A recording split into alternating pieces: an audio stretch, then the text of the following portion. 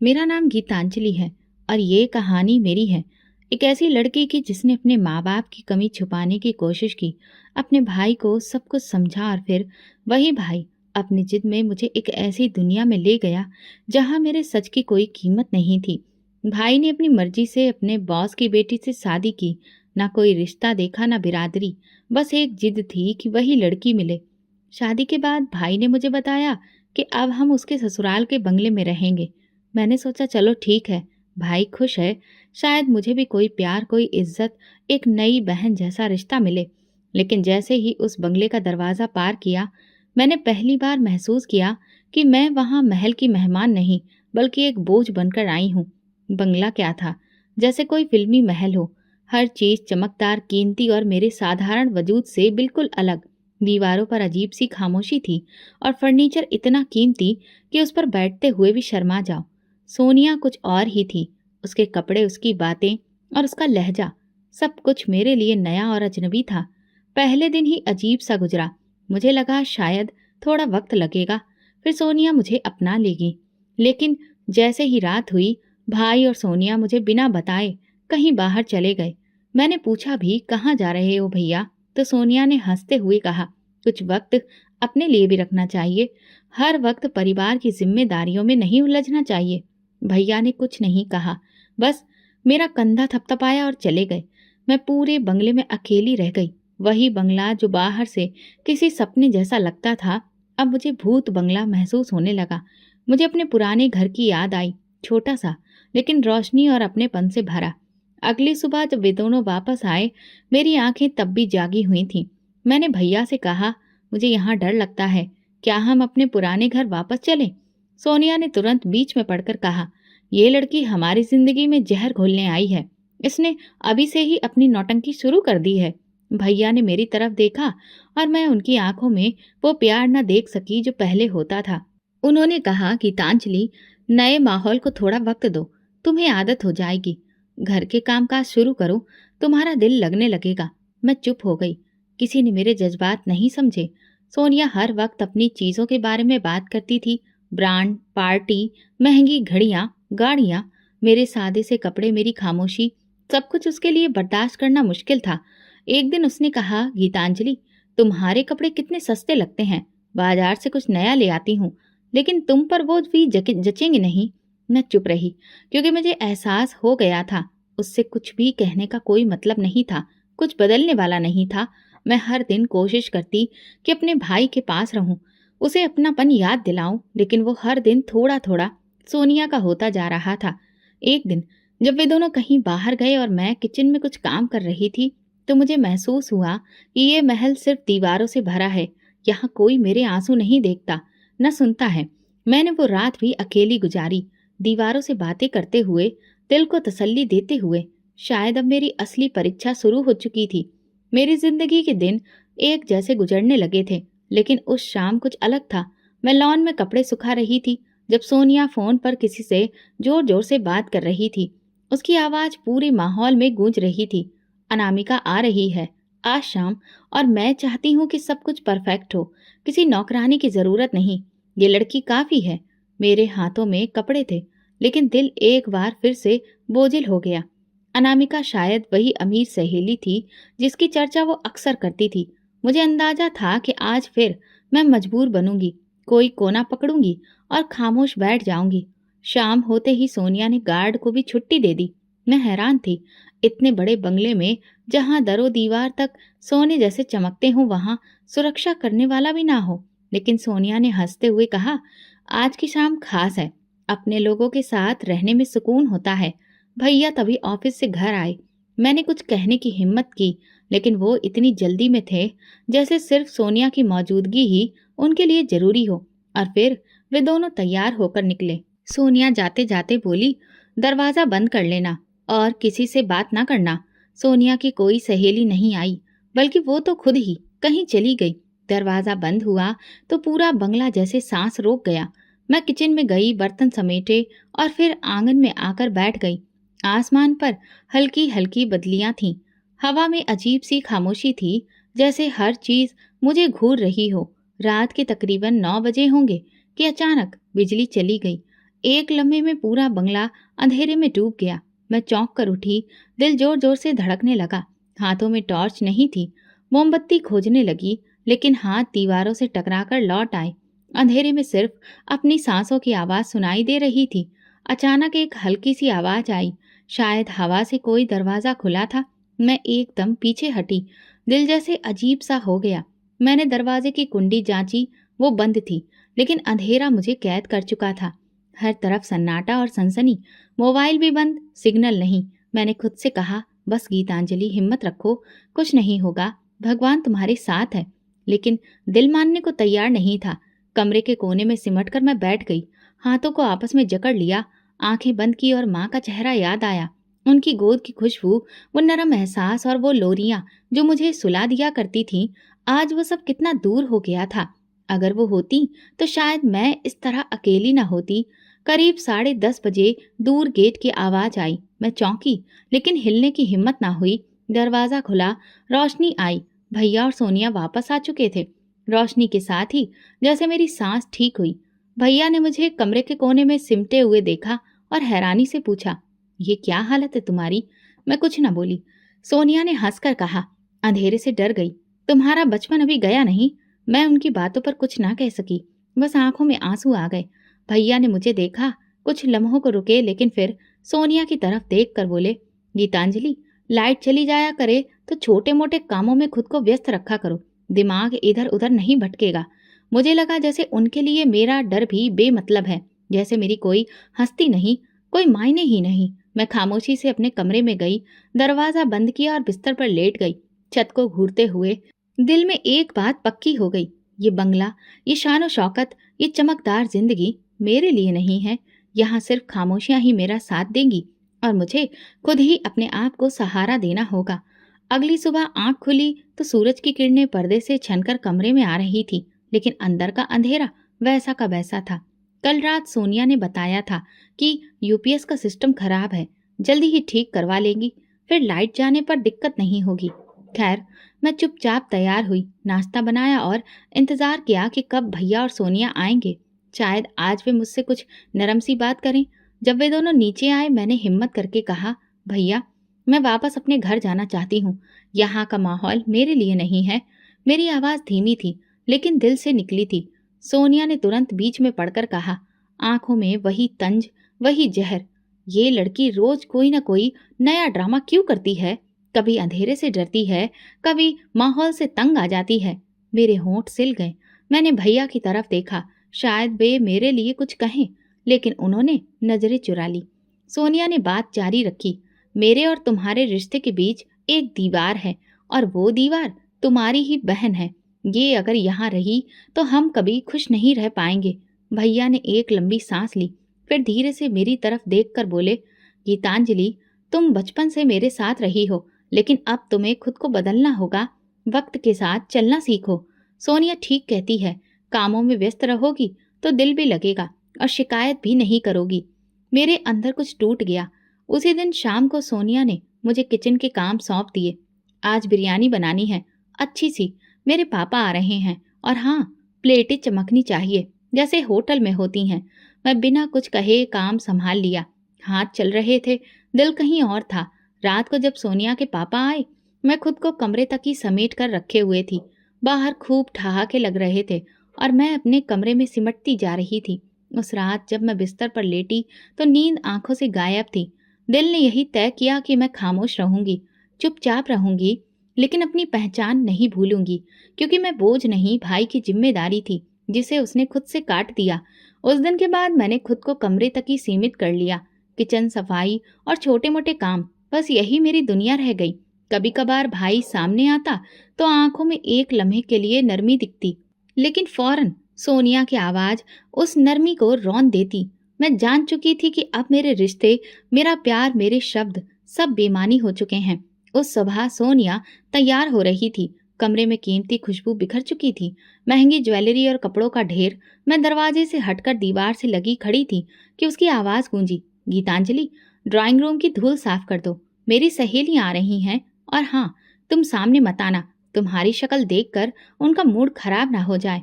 मैं धीरे से झाड़ू उठाई और अंदर चली गई। कमरा सजा हुआ था, कीमती पर्दे, महंगी कुर्सियां, शीशे की मेज। मैंने कपड़े से हर चीज झाड़नी शुरू की। दिल में बस एक ही प्रार्थना थी कि बस आज कोई और बेइज्जती ना हो। दोपहर तक सोनिया की सहेलियां आना शुरू हो गईं। हर कोई एक दूसरे से बढ़ चढ़कर तैयार और हर एक की बातों में दौलत की चमक थी। ठहाकों की आवाजें पूरे बंगले में गूंज रही थी। मैं किचन में थी कि एक सहेली ने पूछा, अरे ये नौकरानी कौन है तुम्हारी? बड़ी खामोश लगती है। सोनिया की आवाज आई, जैसे उसने यही लम्हा चुना था। हाँ, ये मेरी खास नौकरानी है। बिल्कुल खामोश रहती है और मेरा हुक्म बजाती है। अपने काम से काम रखती है, ज्यादा बोलती नहीं, बस काम करती है। मेरे हाथ में पानी का जग कांप गया। मैंने खुद को मजबूत किया और धीरे से कमरे में दाखिल हुई। टेबल पर पानी रखते हुए मेरी नजरें सहेलियों से मिली। उनके चेहरों पर अजीब सी मुस्कुराहट थी, जैसे मेरी हैसियत पर वे खूब लुत्फ उठा रही हों। मैं वहीं खड़ी होकर बोली, मैं नौकरानी नहीं हूँ, मैं सोनिया की ननद हूँ, इस घर के मालिक की बहन। कुछ लम्हों के लिए खामोशी छा गई, लेकिन फिर वही हुआ जिसका मुझे अंदेशा था। एक सहेली ने हंसते हुए कहा, क्या तुम इस महल में ननद हो? तुम्हारे कपड़े तो कहीं से भी ऐसे नहीं लगते और ना ही इस महल की चमक से मेल खाते हैं। दूसरी बोली, सोनिया, तुमने वाकई एक गरीब आदमी से शादी कर ली। तुम्हारी इतनी अच्छी परवरिश, इतना ऊंचा स्टेटस, और ये। सोनिया ने जबरदस्ती हंसी में सब संभालने की कोशिश की, लेकिन उसकी आंखों में बेइज्जती की तपिश झलक रही थी। उसके लिए मेरी सच्चाई एक धब्बा थी, एक ऐसी हकीकत जो उसके चमकते होठों को क्या बाहर आ गई थी।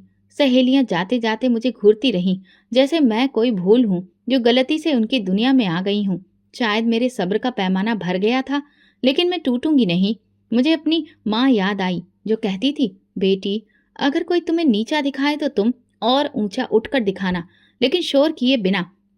आज मैंने पहली बार फैसला किया कि मैं सोनिया की गुरूर की गूंज में अपने वजूद को दबने नहीं दूंगी। चाहे जितने दिन लगे, मैं खुद को, अपने अधिकार को और अपनी पहचान को वापस पकड़ कर रहूंगी। शाम ढल चुकी थी। बंगले के ड्राइंग रूम में महंगे कालीन पर पड़े कदमों के निशान और कांच के गिलासों की खाली आवाज अभी भी सन्नाटे में गूंज रही थी। सोनिया की सहेलियां जा चुकी थीं, लेकिन उनकी बातों का जहर अब भी दीवारों में सांस ले रहा था। मैं किचन में बर्तन समेट रही थी। हाथ काम कर रहे थे, दिल कहीं और था। आज जो कुछ हुआ वो सिर्फ बेइज्जती नहीं थी, वो मेरे वजूद पर एक ऐसी मार थी जिसका खून शायद बरसों तक बहता रहेगा। मैं खामोशी से जग धोती रही, चम्मच संभाली और आंखों की नमी छुपाती रही। दरवाजा एक जोरदार धमाके से बंद हुआ। अगले ही पल सोनिया किचन में दाखिल हुई। उसका चेहरा गुस्से से लाल था, आंखों में चिंगारियां और कदम तेज। वो मेरे बिल्कुल सामने आकर रुकी और उसकी नजरें मेरी आंखों से टकराईं। बहुत हिम्मत आ गई है तुम में, गीतांजलि। तुम हो कौन? क्या हैसियत है तुम्हारी जो मेरी सहेलियों के सामने जुबान चला रही थी? तुम्हें ये अधिकार किसने दिया कि मेरी इज्जत मिट्टी में मिला दो? मैंने नजरें झुका ली। होठों पर खामोशी का पहरा था, लेकिन दिल किसी बगावत में जल रहा था। जवाब दो। उसकी आवाज बुलंद हुई और फिर लम्हे भर में उसका हाथ मेरे चेहरे पर आकर पड़ा। एक तेज जलता हुआ थप्पड़ जो सिर्फ मेरे गाल पर नहीं, मेरी आत्मा पर लगा। मेरा सर एक तरफ को झूल गया और आंखों के सामने सब धुंधला हो गया। एक पल को लगा जैसे वक्त थम गया हो। बर्तनों की आवाज रुक गई, हवा रुक गई और मैं बस वहां खड़ी रही। अपनी औकात में रहो, वो चिल्लाई। ये तुम्हारा घर नहीं है, ना ही तुम कोई खास हो, बस एक बोझ हो जो हमने तरस खाकर रख लिया है। आइंदा जुबान खोली तो। मैंने धीरे से नजरें उसकी तरफ उठाई। कुछ लम्हों के लिए वो ठिठक गई। शायद मेरी आंखों की नमी में उसे कुछ नजर आया, शायद मेरी खामोशी में कोई सवाल छुपा था, लेकिन वो बिना कुछ कहे पलटी और बाहर चली गई। मैं वहीं खड़ी रही, हाथ चूल्हे पर रखे थे, लेकिन दिल कहीं और जा चुका था। आंखों से आंसू निकले बिना बहने लगे। ये वो आंसू थे जो आवाज नहीं करते, बस अंदर ही अंदर सब कुछ बाहर ले जाते हैं।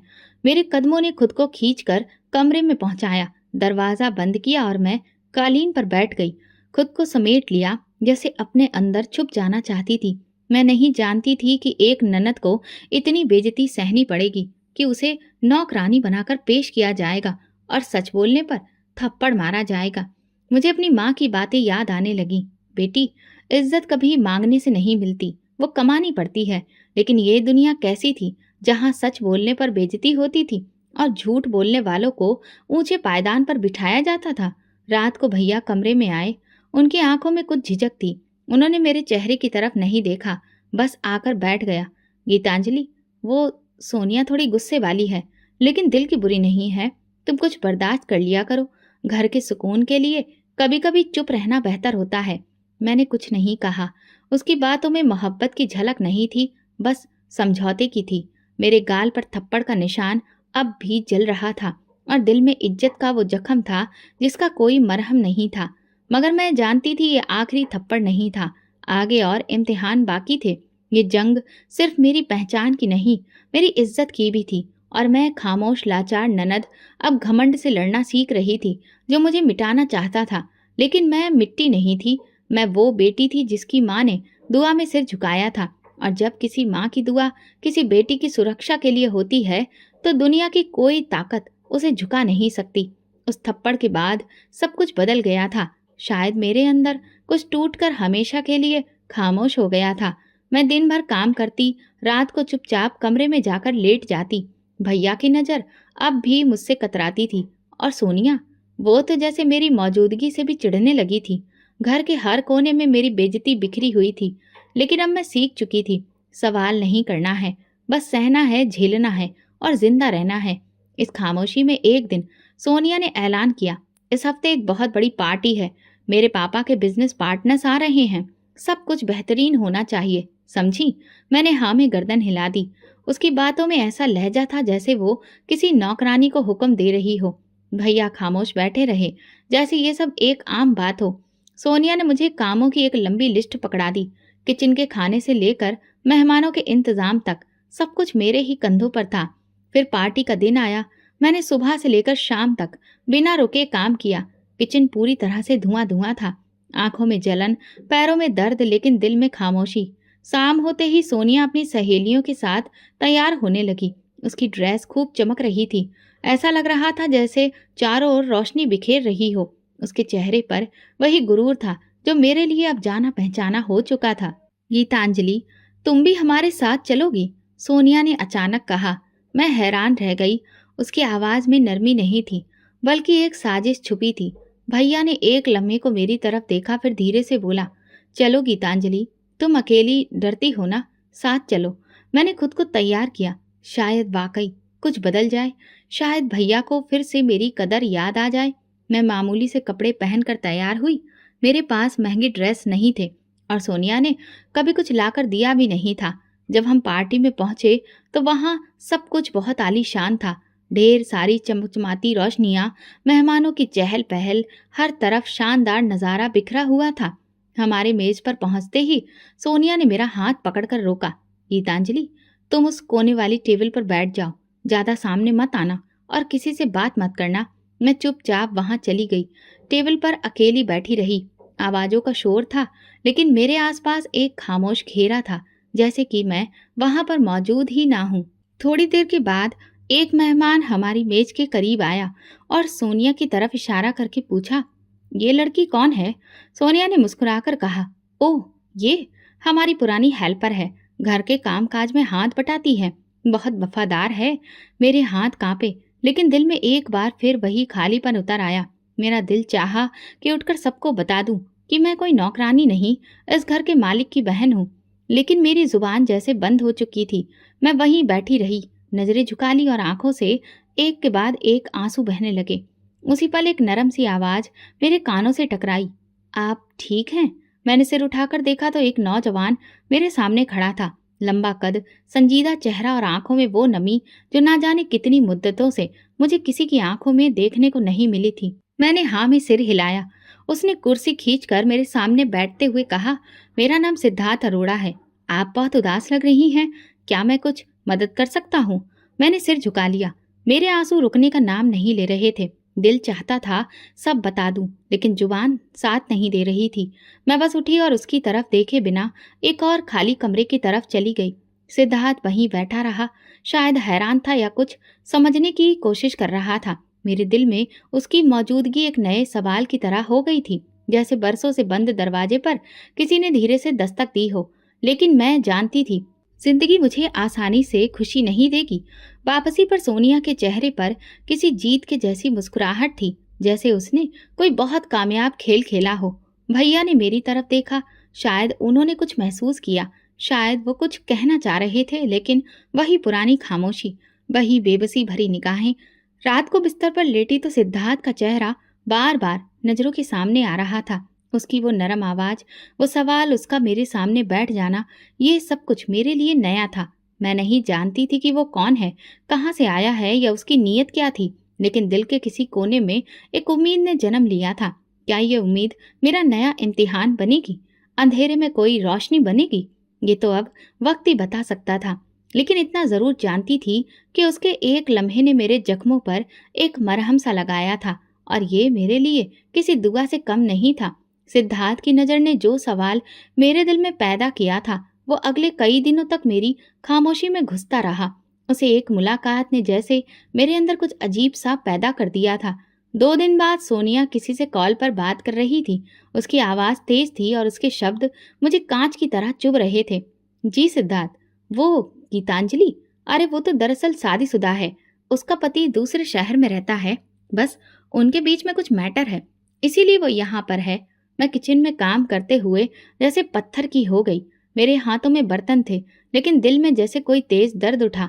सोनिया ने झूठ बोला था, बिना पलक झपकाए, बिना किसी सोच समझ के।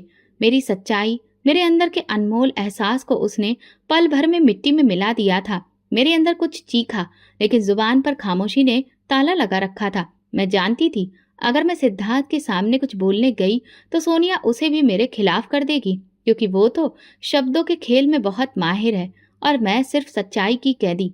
उसी दिन मैंने भैया से बात करने की ठानी। वो ड्राइंग रूम में बैठे थे, चेहरे पर वही थकान, जैसे जिंदगी के असली रंग उनकी नज़रों से गायब हो चुके हों। भैया, मुझे आगे पढ़ना है, मैं अधूरी हूँ, मेरी पढ़ाई पूरी नहीं है, अगर आप मेरा एडमिशन करवा दें। उन्होंने मेरी तरफ देखा, कुछ कहना चाहा, मगर सोनिया की आवाज़ पीछे से आई। पढ़ाई? इस उम्र में और यहाँ रहकर? पहले घर के काम सीख लो, फिर सपने देखना। भैया चुप रहे। मेरी रिक्वेस्ट, मेरी इच्छा बस एक बात में ही कुचल दी गई। सोनिया ने कहा, अभी मेरे पैरों में दर्द हो रहा है गीतांजलि, जरा तेल ले आओ और मेरे पैर दबाओ। मैंने कुछ नहीं कहा। तेल की शीशी लाई और उसके कदमों में बैठ गई।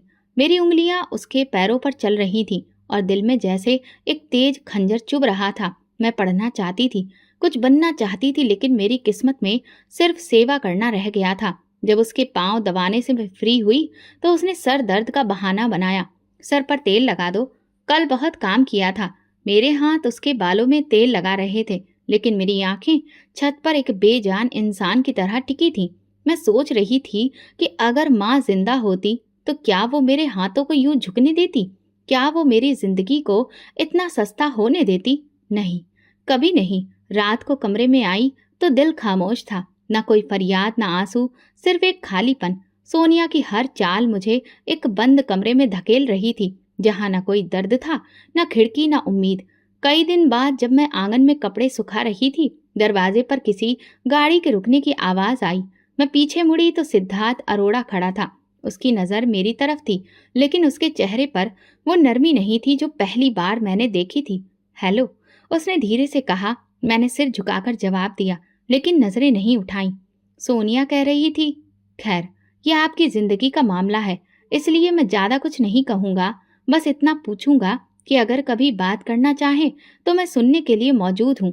मेरे दिल में हलचल हुई, लेकिन मैं चुप रही। उसकी नजरें कुछ देर मेरे चेहरे पर टिकी रहीं, फिर वो पलट गया। मैं उसके कदमों की आवाज सुन रही थी और दिल में सोच रही थी, उसने यकीन कर लिया। इसका मतलब सोनिया जीत गई। वो हमेशा जीत जाती है। उसी रात सोनिया ने मुझे झाड़ू थमाई और कहा, कमरे साफ करो, मेहमान आएंगे कल। और हाँ, अगर कोई पढ़ाई का सपना फिर देखा ना तो याद रखना, तुम्हारा यहाँ रहना भी मुश्किल हो जाएगा। मैंने कुछ नहीं कहा, झाड़ू पकड़ ली। आज मेरी बातों का वजन नहीं था, ना ही मेरी इच्छाओं की कोई कद्र, लेकिन अंदर ही अंदर एक तूफान उठ रहा था। सब्र की वो गहराई जहाँ कुछ सांसें दम तोड़ देती हैं और कुछ नई ताकत बन जाती हैं। मैं वही नंद थी जिसे नौकरानी बनाया जा रहा था, जिसके सिर पर झूठ का पर्दा डाल दिया गया था। लेकिन मेरा सच एक दिन बोलेगा, क्योंकि जो दिल भगवान के पास हो उसका सब्र जवाब नहीं देता। शाम के उस सुनहरे बंगले की दीवार पर अंधेरा गहराता जा रहा था और मेरी दुनिया की कालिख कुछ और बढ़ गई थी। सिद्धार्थ की खामोश नजरों का बोझ अभी तक मेरे दिल पर मौजूद था। उसने कुछ नहीं कहा, लेकिन उसकी खामोशी में भी एक फैसला छुपा था। वो सोनिया की बात मान चुका था। मेरे सच को एक बार फिर झूठ की चादर में लपेट दिया गया और मैं एक बार फिर से हार गई थी। उसी रात मैं डिनर टेबल लगाने में व्यस्त थी। भैया ऑफिस से देर से आए थे और सोनिया हमेशा की तरह बनने संवरने में लगी हुई थी। मैंने खाना लगाया, फिर खुद भी एक प्लेट निकालकर खामोशी से एक तरफ बैठ गई। कमरे में खामोशी थी, लेकिन सोनिया की आंखों में गुरूर की चमक तैर रही थी। मैंने निवाला मुंह में रखा ही था कि सोनिया उठकर मेरे पास आई। उसने मेरी प्लेट जोर से मेरे सामने से खींची और उसे जमीन पर रख दिया। तुम्हारी औकात टेबल पर बैठकर खाने की नहीं है गीतांजलि। आइंदा अगर हमारे साथ बैठने की कोशिश की तो याद रखना, तुम्हें खाने को भी नहीं दूंगी। जमीन पर बैठकर खाओ जहां तुम्हारी औकात है। मेरे हाथ कांप कर रह गए और दिल में एक टीस उठी। मैं पत्थर सी आंखों से उसे देख रही थी। भैया ने कुछ कहने की कोशिश की, लेकिन सोनिया की एक तेज नजर ने उनके होंठ सिल दिए। मैंने जमीन पर रखी प्लेट की तरफ देखा। खाना अभी गर्म था, लेकिन मेरी आंखों में बर्फ उतर चुकी थी। मैं धीरे से उठी, प्लेट को वापस उठाया और उसी जमीन पर बैठकर खाने लगी। मेरी आंखों से आंसू नहीं बहे, लेकिन दिल में कुछ चुभ गया। सोनिया ने गहरी नजर डालकर तंजिया लहजे में कहा, देखा, अब ये सीख रही है अपनी हैसियत में रहना। मैंने निवाला मुंह में डाला और पहली बार मेरी जुबान से एक बात निकली जो कि नरमी में लिपटी थी, लेकिन उसमें बिजली की तेजी थी। भगवान से डरो सोनिया, ये दुनिया हमेशा की नहीं। जो गुरूर तुम अपने लहजे में लेकर चलती हो, एक दिन वही तुम्हें मिट्टी में मिला देगा। तुम्हें तुम्हारी दौलत का बड़ा घमंड है ना, लेकिन जिस भगवान ने तुम्हें यहाँ तक पहुँचाया है, वो एक पल में सब कुछ वापस ले सकता है। कमरे में एकदम खामोशी छा गई। भैया ने चौंक कर मेरी तरफ देखा। सोनिया के चेहरे पर पल भर के लिए हैरानी आई, लेकिन वो तुरंत हंसकर बोली, अच्छा, तो तुम मुझे नसीहत दोगी? ये दौलत, ये बंगला, ये शान और शौकत, ये सब मेरे खून में है। मेरे बाप भी अमीर थे, मेरे दादा भी, और मेरी आने वाली नस्ल भी। तुम्हारी सस्ती बातों से मुझे कोई फर्क नहीं पड़ता। तुम बस अपनी जुबान बंद रखो और काम करती रहो। मैं खामोशी से जमीन पर बैठी प्लेट खत्म करती रही। अब खाने का जायका महसूस नहीं हो रहा था। हारने वाला मेरे अंदर जहर भर रहा था, लेकिन दिल में एक गहरी थकान थी। साथ में एक अजीब सी तसल्ली भी थी। मैं जानती थी कि जो कुछ मैंने कहा वो मेरे दिल की गवाही थी और वो गवाही जरूर सुनी जाएगी। उस रात जब कमरे में आई तो कमरे की हवा बदली बदली सी लगी। महसूस हुआ सोनिया की आवाज अब भी बाहर से आ रही थी। कभी फोन पर बात करते करते वो हंसती, लेकिन मेरे अंदर एक अजीब सी खामोशी थी। मैं चुपचाप बैठकर अपने भगवान को याद करने लगी। अगर मैं गलत हूँ तो मुझे सजा देना, लेकिन अगर मैं सही हूँ तो फिर मेरा सच दुनिया के हर झूठ से बुलंद कर देना। मुझे पता ही नहीं चला कि कब मेरी आंख लग गई और मैं नींद में भी प्रार्थना करती रही। दिल के किसी कोने में एक हल्की सी रोशनी जाग गई थी, जैसे कोई अदृश्य हाथ मेरे माथे को छू रहा था। अंदर ही अंदर एक यकीन बढ़ रहा था कि घमंड जब हद से ज्यादा बढ़ता है तो इंसाफ खुद ब खुद दरवाजा खटखटाने आता है, और मैं उसके दरवाजा खुलने का इंतजार कर रही थी। अगली सुबह वही खामोश दीवारें, वही चेहरे, वही मेरे वजूद को नजरअंदाज करने की आदत। सोनिया के अंदाज में अब नरमी तो दूर की बात, इशारों में भी जहर शामिल होता जा रहा था। उसके शब्दों में नफरत भरी थी, जैसे कि वो अपमानित हो कि मैं पूरी तरह उसकी मर्जी की गुलाम नहीं हूँ, और उसने मेरे सब्र को मेरी कमजोरी समझ लिया था। उसी दिन सुबह के वक्त सोनिया अपनी माँ के घर से लौटी। उसके साथ एक नन्हा सा कुत्ता था, सफेद रंग का, जिसकी गर्दन में नीले रंग का रिबन बना था और आंखों में वही गुरूर था जो उसकी मालकिन की नजरों में देखा जा सकता था। ये ब्राउनी है, मेरा बच्चा, सोनिया ने सबको बताया। अब ये भी इसी घर का हिस्सा है और जो इस घर में रहेगा उसको मेरे ब्राउनी की देखभाल करना सीखना होगा। भैया ने बिना कुछ कहे सिर हिला दिया। मैं चुप खड़ी रही, कुत्ते को देखती रही। जब वो सोफे पर चढ़कर मेरी तरफ घूरने लगा तो जैसे मुझे लगा कि वो जान गया है कि मैं इस घर में सबसे कमतर हूँ। शाम को जब सब खाने के मेज पर बैठे, मैं हमेशा की तरह अलग कोने में जमीन पर बैठी अपनी थाली में निवाला बना रही थी कि सोनिया की नजरें बार बार मुझ पर थीं। उसके चेहरे पर एक अजीब सी चमक थी, जैसे वो कुछ सोच रही हो। अचानक उसने सीटी बजाई और ब्राउनी को आवाज दी, आओ बेटा, जरा हमारी गीतांजलि की मोहब्बत भी चख लो। मैंने चौंक कर उसे देखा। ब्राउनी मेरे पास आया। उसने मेरी प्लेट की तरफ मुंह बढ़ाया। मैं पीछे हटाना चाहती थी, लेकिन सोनिया ने हाथ के इशारे से उसे बढ़ने दिया। कुत्ता प्लेट के करीब आया और एक झटके में उसने मेरे निवाले को खाना शुरू कर दिया। मेरी आंखों के सामने अंधेरा छा गया। मैं एक पल को खुद को संभालने की कोशिश करने लगी, लेकिन दिल जैसे किसी ने निचोड़ दिया हो। वो प्लेट जिसमें मेरी इज्जत थी, जहां मेरे भगवान की दी हुई रोटी थी, उसे इस कुत्ते के झपट जाने से गंदा कर दिया गया था और मैं बस तमाशा बनकर रह गई थी। सोनिया ने ठहाका लगाया, मेरे ब्राउनी का झूठा खा लो, शायद तुम्हारे अंदर थोड़ा कायदा आ जाए। देखो ना, ये भी मेरे टुकड़ों पर पलता है और मेरे कदमों में बैठकर अपनी दुम हिला पाता है। तुम भी इसकी तरह एहसान मानना सीखो। मेरे हाथ कांपने लगे। मैंने प्लेट एक तरफ सरकाई और धीरे से कहा, ये तुमने अच्छा नहीं किया। क्या बोली? उसकी आवाज बुलंद हो गई। अब तुझे मेरे कुत्ते से भी तकलीफ है? तू इस घर में रहती हो, खाती हो और जुबान चलाती हो। मैंने आंखें बंद की। दिल में एक भारी तूफान लिए खामोश थी। मैं चाहती थी कि सब कुछ ठीक हो जाए, सब कुछ बता दूं, भैया को, सिद्धार्थ को और इस दुनिया को। लेकिन मैं जानती थी कि मेरे शब्द अभी सुने नहीं जाएंगे। मुझे अभी सब्र करना था, क्योंकि कुछ इम्तिहान अभी पूरे नहीं हुए थे। मैं उठी और प्लेट वहीं छोड़ दी। कमरे से निकलते वक्त मेरी आंखों में आंसू नहीं थे, लेकिन आत्मा पर बोझ भर चुका था। मैं भगवान को याद करके रोने लगी। मेरे अंदर का शोर बढ़ रहा था, लेकिन मैंने उसे शांत करने की कोशिश की। मैं जानती थी कि मेरी लाचारी अब चरम सीमा पर पहुंच चुकी थी, जहां इससे ज्यादा बेइज्जती और क्या हो सकती थी कि मेरी थाली में कुत्ता खाए और मैं कुछ ना कह सकूं। ना तो आंखें नम हुई, ना कोई शब्द मेरे दिल को तसल्ली देने आया। कुत्ते के झूठे निवाले ने मेरी इंसानियत को ऐसा कुचला था, जैसे कोई राह चलते पत्थर को ठोकर मारकर आगे बढ़ जाए। मगर मैं अभी भी वही गीतांजलि थी, खामोश, सब्र करने वाली और यकीन से बंधी हुई। अगली सुबह रोजाना के मुकाबले और भी ज्यादा मैं खामोश थी। मैं नाश्ते की तैयारी कर चुकी थी। सोनिया अपने कमरे से निकली तो उसके हाथ में महंगे ब्रांड के जूते थे और उसके चेहरे पर वही सुकून, वही शक्ति जो मेरी दुनिया हिलाने के लिए तैयार थी। वो ड्राइंग रूम में आई और मुझे सामने बुलाकर खड़े होकर जूते जमीन पर रख दिए। गीतांजलि, इन पर कुछ मिट्टी लग गई है, साफ कर दो जल्दी, मुझे देर हो रही है। मैं एक पल चुप रही। उसके कदमों के करीब रखे जूते को देखा और दिल के अंदर कुछ अजीब सा हिलने लगा। मैंने धीरे से कहा, मैं जूते साफ नहीं करूंगी। मैंने कभी किसी का जूता नहीं उठाया और ना ही अब उठाऊंगी। मैं यहाँ नौकर नहीं हूँ सोनिया। शायद पहली बार मेरे अंदर की खुददारी झलकी। सोनिया के चेहरे पर पल भर के लिए हैरानी थी, लेकिन वो फौरन दब गई। उसके नाजुक हाथों में गुस्सा था। उसने एक कदम आगे बढ़ाया। क्या कहा? तुम मुझे इनकार कर रही हो? उसने दांत पीसते हुए कहा। तुम जैसे लोग जिन्हें मैं अपने कदमों तले बिठा दूं, वो जुबान चला रहे हैं। तुम्हें खाने को दे रही हूँ, रहने को जगह दे रही हूँ, और तुम मेरी इज्जत के सामने इनकार कर रही हो। मैंने उसकी बात खामोशी से सुनी, आंखें नीचे किए, लेकिन दिल में एक अजीब सी लहर उठी।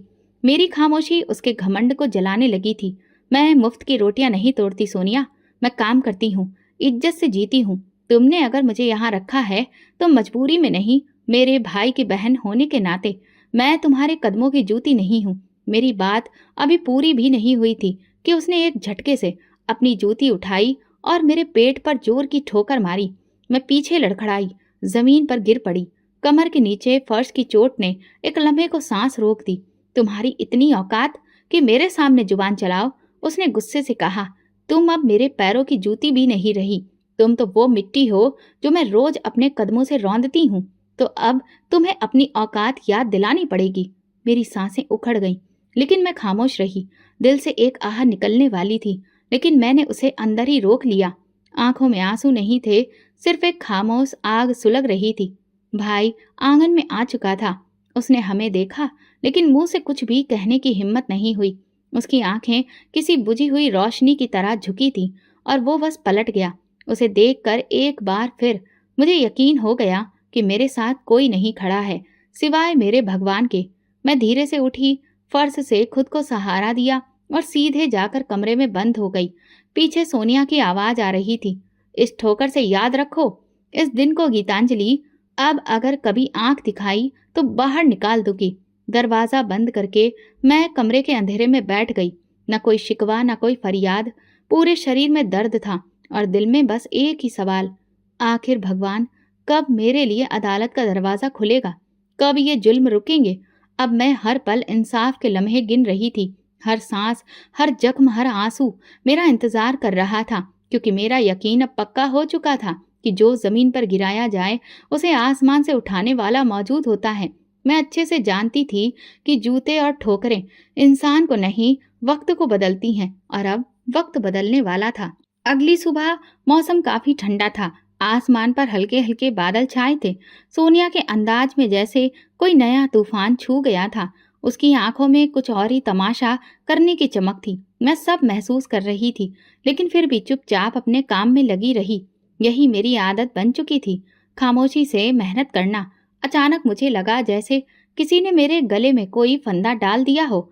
जैसे ही मैं पलटी, देखा तो सोनिया मेरे पीछे खड़ी थी और उसके हाथ में चमड़े का एक पट्टा था, वही जो वो अक्सर ब्राउनी अपने पालतू कुत्ते के लिए लाती थी। वो मेरे गले में पट्टा डालने की कोशिश कर रही थी। नहीं, वहां पर भैया नहीं थे, न कोई और जो ये तमाशा देखकर कुछ कह सके। दीवारें बस इस जुल्म की गवाह बनी बैठी थी। बोलो गीतांजलि, आज मेरी बात काट कर दिखाओ, वरना ये पट्टा तेरे गले से कभी नहीं निकलेगा। उसकी आवाज अब दहाड़ में बदल चुकी थी। मेरी आंखों से आंसू बहने लगे। जुबान बंद थी, गला सूख गया था, लेकिन दिल अंदर ही अंदर चिल्ला रहा था। मैं इंसान थी, मगर मेरे साथ जानवर के जैसा सुलूक किया जा रहा था। सोनिया ने मुझे उस लम्हे में मेरी तमाम हदों से गिरा दिया था। बेइज्जती की वो आखिरी सीढ़ी थी जिस पर मैं खड़ी थी, और नीचे सिर्फ अंधेरा था। मैं कल से पट्टा हटाने की कोशिश करती रही, मगर वो मजबूती से बंधा था। सोनिया ने ठहाका लगाया। अब समझी अपनी जगह। ये पट्टा तेरे गुरूर के लिए है, तेरी जुबान के लिए और तेरे सपनों के लिए। तेरी यही औकात है गीतांजलि। मैं वहीं जमीन पर गिरी पड़ी रही। गला फाड़ कर नहीं चिल्लाई, बल्कि अंदर ही अंदर टूट कर मेरी सिसकियां निकलने लगीं। कोई नहीं था उन्हें सुनने वाला। सोनिया कमरे से बाहर निकल गई, पट्टा मेरे गले में छोड़कर। उसकी चाल में वही गुरूर, वही जीत थी। उसने जो करना चाहा था कर दिखाया था।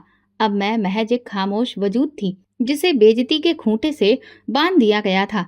मेरे शरीर में ताकत नहीं बची थी। मैं वहीं जमीन पर भगवान को याद करके रोती रही।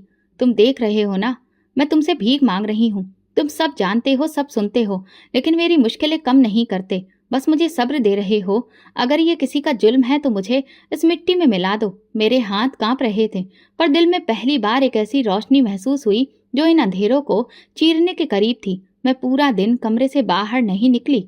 भैया ने मेरी खबर नहीं ली। उस रात वो पट्टा मेरे पास ही रखा रहा। वो मेरी बेइज्जती को मुझे बार बार याद दिलाता रहा। रात का आखिरी पहर था। एक हल्की सी ठंडी हवा कमरे के दरवाजे के नीचे से अंदर दाखिल हुई।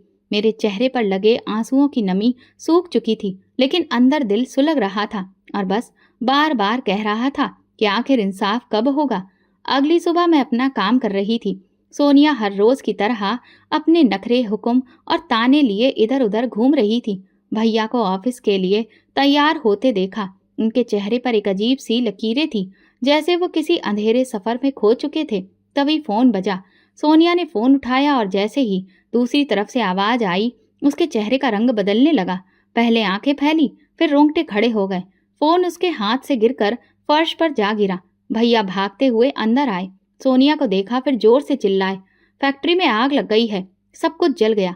भैया के कदम जैसे जमीन से चिपक गए। उनकी आंखों में खौफ जलते हुए नजर आए और सोनिया के चेहरे पर वो गुरूर पहली बार टूटता महसूस हुआ। वो दीवारों को देखने लगी, जैसे कुछ समझने की कोशिश कर रही हो, लेकिन शब्द उसकी जुबान पर रुक गए। कमरे में हड़कंप मच गया। फोन पर कई कॉल्स आने लगे। चेहरे पर पसीना, दिलों में हलचल। कुछ ही देर में खबर पूरी तरह फैल चुकी थी। फैक्ट्री में रात गए शॉर्ट सर्किट से आग लग गई थी। फायर ब्रिगेड देर से पहुंची और जब तक पहुंची करोड़ों का माल खाक हो चुका था। इसके बाद कर्ज लेने की फाइलें खुली। इन्वेस्टर्स ने पैसे वापस मांग लिए और साथ में ये तय हुआ कि जो नया बंगला फैक्ट्री के नाम पर खरीदा गया था वो भी अब जब्त होने वाला है। मैं कमरे के दरवाजे से बाहर की सारी भाग दौड़ देख रही थी। सोनिया की चाल जो हमेशा शान से भरी होती थी अब घबराहट में डूबी थी। उसकी आवाज से वो ताने, वो गुरूर सब गायब हो चुके थे। वो फर्श पर बैठ गई, सिर पकड़कर बोली, मेरा सब कुछ लुट गया, मेरा बंगला, मेरी इज्जत, मेरी दुनिया। भैया ने उसे सहारा देने की कोशिश की, लेकिन उनकी अपनी आंखों में भी आंसू थे। उनका गुरूर, उनकी मर्दांगी, सब कुछ सोनिया के साए में छिप चुका था। और अब जब वो साया मिट्टी में मिल रहा था, तो भैया भी खुले आसमान तले अकेले खड़े रह गए थे। कुछ दिनों के अंदर सब खत्म हो गया। फैक्ट्री बंद, बंगला जब्त और कर्जदारों की धमकियां आने लगीं। हम सबको पुराने घर वापस आना पड़ा। वही छोटा सा घर जो कभी मेरा सुकून था और जिसे छोड़कर हम उस बड़े बंगले में कदम रखने पहुंचे थे। जब मैं उस घर की दहलीज पर दोबारा घुसी तो दिल में एक खामोश सुकून था। मैंने पीछे मुड़कर सोनिया को देखा।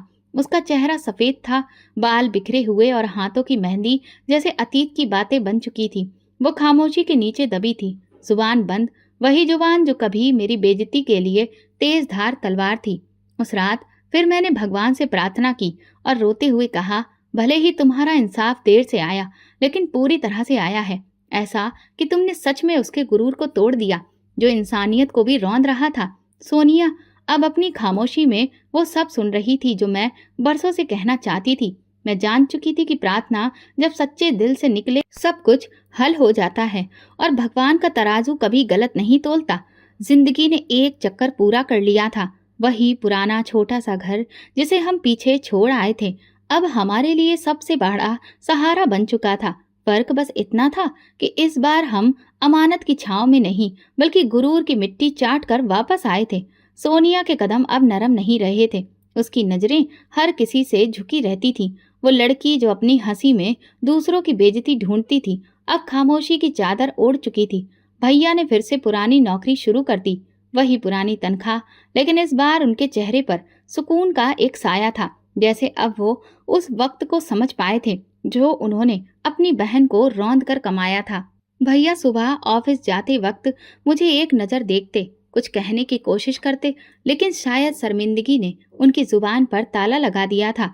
घर में खामोशी थी, मगर सुकून था। मेरे लिए कोई हुक्म नहीं था, कोई ताना नहीं, कोई जूता नहीं और कोई पट्टा नहीं। सिर्फ छोटा सा किचन, कुछ बर्तन और मेरी तन्हाई, जो अब मेरी आज़ादी बन चुकी थी। मैं अपने भगवान का शुक्रिया अदा करती और दिल में एक सुकून आ गया था। एक दिन दरवाजे पर दस्तक हुई। दरवाजा खुला तो सामने सिद्धार्थ खड़ा था। उसकी आंखों में वही नरमी थी जो कभी पहली बार मैंने देखी थी, लेकिन इस बार उसमें यकीन भी झलक रहा था। उसके हाथ में एक लिफाफा था। उसने धीरे से मेरी तरफ बढ़ाकर कहा, मुझे सब सच पता चल चुका है गीतांजलि। सोनिया का झूठ, तुम्हारी खामोशी, तुम्हारा सब्र, सब कुछ। मुझे अफसोस है कि मैं तुम्हारे सच को पहचान नहीं सका, मगर अब मैं देर नहीं करना चाहता। लिफाफे में मेरे लिए रिश्ता था, एक ऐसा रिश्ता जो इज्जत के साथ, बराबरी के साथ और सच्चाई पर टिका था। मेरी आंखें कुछ लम्हों के लिए धुंधला गईं, जैसे बरसों का दुख जो रिश्ते की तलाश में भटकता रहा अब थम चुका हो। शाम को जब भैया आए तो मैंने उन्हें लिफाफा दिखाया। उन्होंने सिर्फ धीरे से कहा, गीतांजलि मुझे माफ कर दो, मैं तुम्हें अकेला छोड़ गया उस वक्त जब तुम्हें सबसे ज्यादा मेरी जरूरत थी। मैंने उनसे धीरे से कहा, मैंने तुम पर कभी इल्जाम नहीं लगाया भैया, मैं तो बस भगवान से ही इंसाफ मांगती रही। फिर हमारी शादी सादगी से हुई, शोर शराबे से नहीं। सिद्धार्थ ने मुझे वो इज्जत दी जो कभी शब्दों में भी समेटी नहीं जा सकती। उसकी माँ ने मुझे अपनी बेटी जैसा बनाया और उनके घर में पहली बार मुझे ये महसूस हुआ कि मैं भी कोई वैल्यू रखती हूँ, कि मेरी बात का भी कोई मोल है, मेरे वजूद की भी कदर है। जिंदगी एक नया रंग ले चुकी थी। मैं अब सिर्फ गीतांजलि नहीं थी, मैं वो औरत थी जो वक्त की ठोकरें खाकर मजबूत हुई थी, जिसने बेइज्जती के अंधेरे में रहकर रोशनी का रास्ता खुद तलाश किया था। एक रोज मैं अपनी नई जिंदगी के आंगन में बैठी प्रार्थना कर रही थी कि दरवाजे पर किसी की आहट हुई। बाहर निकली तो सोनिया खड़ी थी। उसके कपड़े बिल्कुल सादे सिंपल थे, आंखें बुझी हुई और हाथ कांप रहे थे। गीतांजलि, उसकी आवाज टूटी हुई थी, मैं बस ये देखने आई थी कि तुम खुश हो। मैंने उसकी तरफ देखा, चुपचाप। दिल में कुछ टूटा नहीं, कुछ जला नहीं, बस एक ठंडी सांस आई। मैंने धीरे से कहा, हाँ बहुत खुश हूँ, क्योंकि मेरे भगवान ने देर की लेकिन अंधेर नहीं किया। जब कोई अपने भगवान के सामने सर झुकाता है तो दुनिया वालों का गुरूर खुद ही झुक जाता है। सोनिया की आंखों से आंसू बहने लगे। वो पलटकर चली गई और मैं दरवाजे पर खड़ी उसकी धीमी चाल को देखती रही। ये कहानी खत्म नहीं हुई थी। मैं अब एक निशान बन चुकी थी, उन औरतों के लिए जो जुल्म सहकर भी जुबान बंद रखती हैं, उन लोगों के लिए जो सच को दबाने की कोशिश करते हैं, उन दुआओं के लिए जो बंद कमरों में मांगी जाती हैं, और इंसाफ के लिए जो एक आवाज बनकर आसमानों से उतरती है। मैं गीतांजलि हूँ और ये मेरी सच्ची कहानी है। दोस्तों, अगर आपको हमारी कहानी पसंद आई हो तो प्लीज़ कमेंट करके ज़रूर बताइए, और इस वीडियो को ज़्यादा से ज़्यादा लाइक और शेयर ज़रूर करिए। अगर आप चैनल पर नए हैं तो सब्सक्राइब करें और नोटिफिकेशन बेल दबाएं ताकि अगली अपडेट सबसे पहले आपको मिले। धन्यवाद।